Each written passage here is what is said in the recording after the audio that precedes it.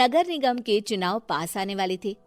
पूरे कानपुर शहर में टिकट को लेकर मारामारी शुरू थी, लेकिन सबसे ज्यादा चर्चा में वार्ड नंबर 40 की सीट थी।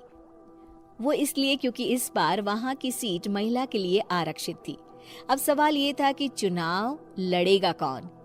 इससे पहले ठाकुर साहब वहां से पार्षद थे और इस बार उन्होंने अपनी पत्नी सीमा ठाकुर को टिकट दिलवाई और ठाकुर साहब की शान के कारण सीमा जी ने 20,000 वोटों से चुनाव जीत लिया। अरे बधाई हो सीमा भाभी, अब तो आप वार्ड की पार्षद बन गई हैं। अब तो हमारे काम आप ही करवाएंगी। अरे ये तो सिर्फ नाम की पार्षद बनी है, वो तो महिला सीट आ गई, वरना पार्षद तो मुझे ही बनना था। अब भले ही चेहरा इसका होगा लेकिन पावर तो मेरी ही होगी। अरे वाह भाई साहब, क्या दिमाग लगाया है आपने भी। आइए आप लोग, खाना लगा दिया है सबके लिए। सीमा जी पार्षद बन चुकी थी, फिर भी उनकी एक ना चलती।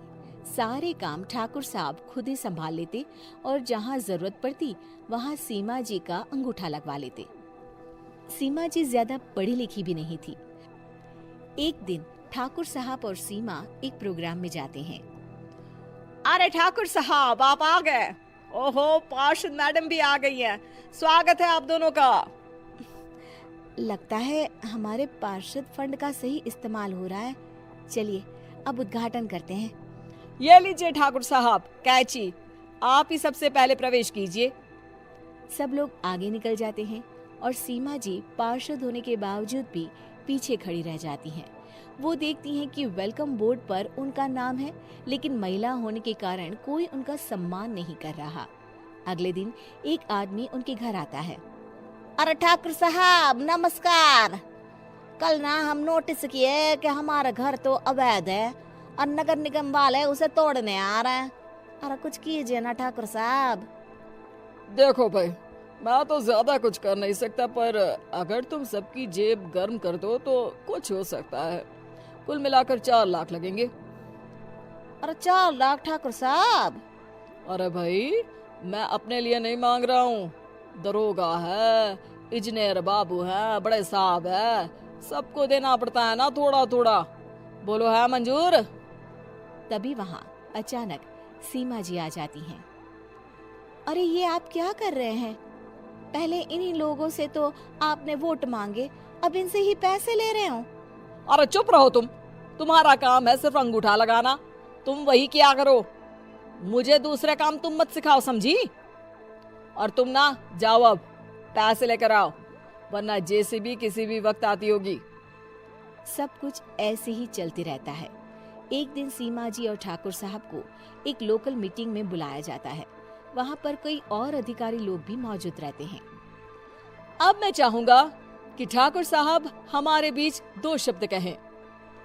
मेरे प्यारे भाइयों और बहनों, आज मेरा सौभाग्य है कि मैं आप सबकी सेवा दिन रात कर पा रहा हूँ।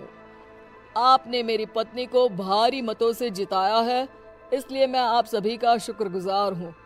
मैं आप सबसे वादा करता हूँ कि हमेशा की तरह हमारे वार्ड में किसी को कोई तकलीफ नहीं आने दूंगा। सभी लोग तालियां बजाने लगते हैं। अब मैं माननीय पार्षद मैडम को स्टेज पे बुलाना चाहूंगा। अपने नाम को बुलाया सुनकर सीमा जी एकदम चौंक जाती है। उन्हें बिल्कुल उम्मीद नहीं थी कि इतनी बड़ी जगह उन्हें मंच पर बुलाया जाएगा। जैसे तैसे वो मंच पर चढ़ती हैं।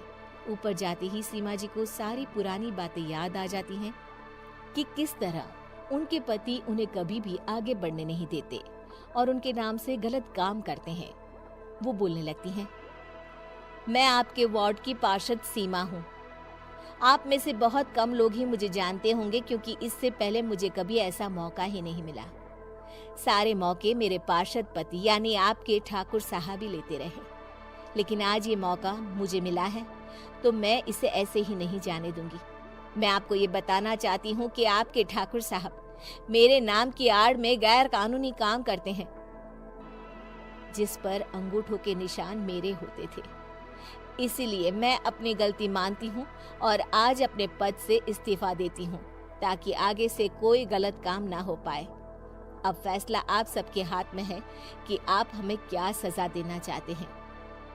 सीमा जी की बातें सुनकर ठाकुर साहब के चेहरे का रंग उड़ जाता है और वो शर्म से मुंह नीचा करके वहां से चले जाते हैं और पद से इस्तीफा देकर ही सही सीमा जी अपने आप में आत्मविश्वास महसूस करती हैं।